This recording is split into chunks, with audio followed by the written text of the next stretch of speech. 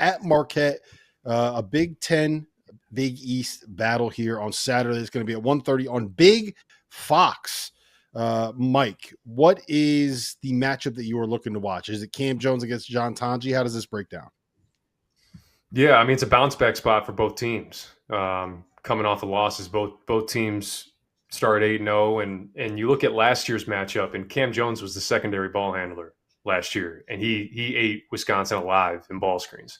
So we saw that with Michigan earlier this week too. And so how often do they go to that? How do they end up containing a guy like Cam Jones? Who do they stick on him? Klesmit got him a little bit last year. Chucky Hepburn had him a ton last year. We know how good Chucky is defensively. But, then for Marquette, they couldn't keep Wisconsin off the foul line last year. They couldn't defend without fouling. Now you throw John Tonji into the mix and the rate at which he's getting to the line as well. I mean, Wisconsin shot 28 free throws in that game last year, and it ended up being really the difference. I mean, Wisconsin turned it over 14 times.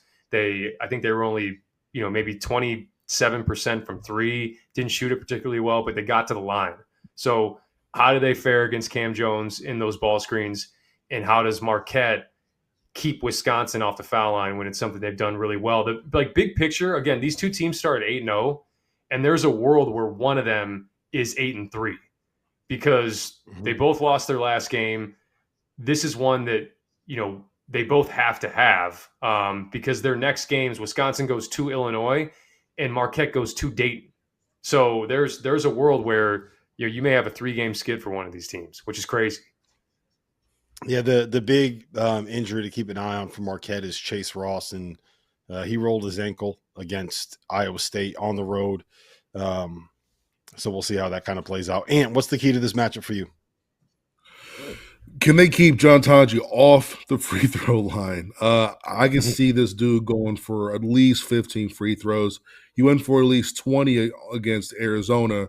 I want to see how quickly Marquette forces Wisconsin to go small. Because when they played UT Rio Grande Valley, Wisconsin tried to bully with their two bigs and it didn't work, and UT Rio Grande shot them out of that. Now, if UT RGV does that, Marquette's going to do that pretty quickly as well. So how quickly are they going to go to a Carter Gilmore off the bench, and how quickly are they going to go with just Nolan Winter at the big, or how quickly are they going to go with Xavier Amos off the bench? How quickly are they going to have to change the way that they play? Who is going to dictate their style of play first? Max Klesmit, make a shot, please. Please make a shot. Holy moly. Like last year, 38% from three. I swear, if you look at his, he cannot hit a shot to save his life right now. I think this is going to be a big game for that. Last year. He was 5 for 10 from three against Marquette last year. Need that because John Blackwell and Tonji are going to need some help. Kamari McGee, big energy guy, playing at least 20 minutes a game now. He needs to hit a couple big threes for them. Help out with that pressure. This isn't Purdue. This Wisconsin team has 2, 3, 4 guys who can attack off the bounce. Marquette just can't take out one guy and be okay. Wisconsin has guys who can create at all 3 levels. Yeah, what I will say about this is I'm worried about the point guard spot mostly because I feel like Wisconsin runs a lot of their offense through Steven Crowell. And the one thing that Marquette does is they get out and they press you and you don't really run your stuff. And sometimes they're switching, sometimes they're not, sometimes they're pressing. They're 5th in the country right now in defensive turnover rate. And I know Wisconsin doesn't turn the ball over, but I don't know if they face a team that is going to get out and guard you and pressure you the way that Marquette does. So that's something that I'll keep an eye on. I think Marquette finds a way to win this one. Mike, what do you got? I think the line is 7.5 right now at BetMGM.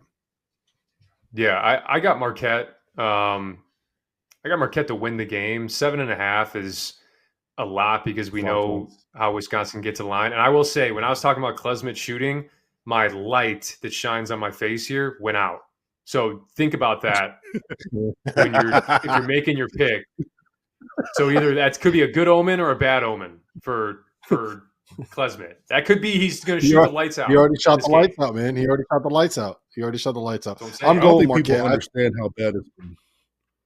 Yeah, look. Go ahead. I'm sorry.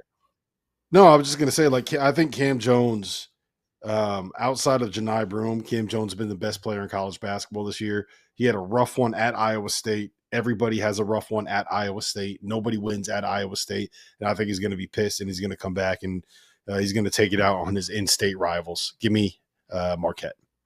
Ant? Klesmit, 5 for his last 28 from 3. I mean, it's even worse than that. It's even worse than that. It's been so bad this year with Klesmit. Oh my gosh. I've got Marquette.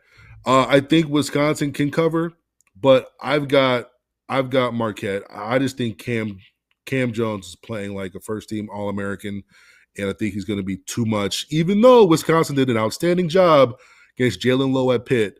I think Cam plays on another level. All right.